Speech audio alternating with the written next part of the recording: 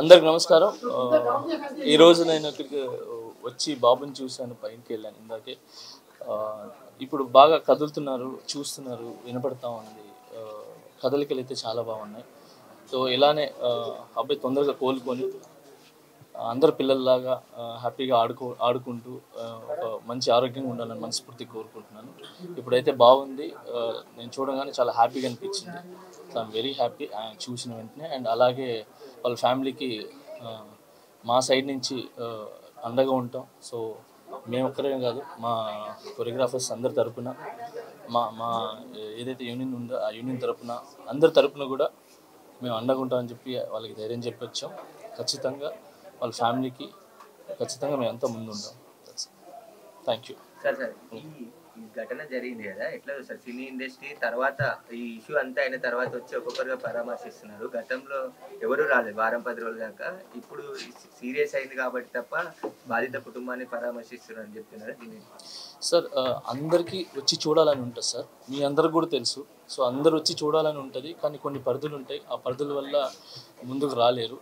So ఇంతకుమించి ఎక్కువ మాట్లాడలేను sir. So ఇప్పుడు బాగా అందరూ వస్తున్నారు కాబట్టి హ్యాపీ. సో వచ్చి అన్నీ చూస్తున్నాం.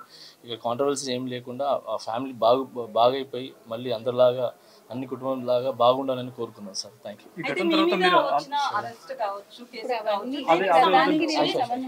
ఈ ఘటన అంటే తొక్కిసలాట అల్లు అర్జున్ వల్ల జరిగింది అనేది ఒక రీజన్ కనిపిస్తుంది కదా. అట్ ద సేమ్ టైం మీ మీద కేసు కూడా అల్లు అర్జున్ అనేది ఉంది.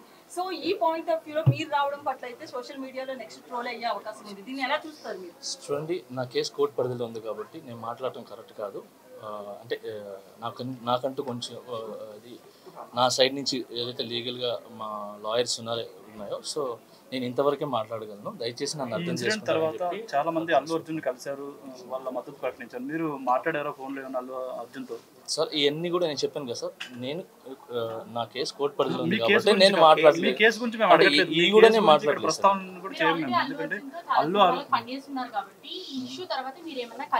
ప్రముఖులు చాలా మంది కలిసారు కదా, మీరు కూడా ఏమైనా కలిసారా?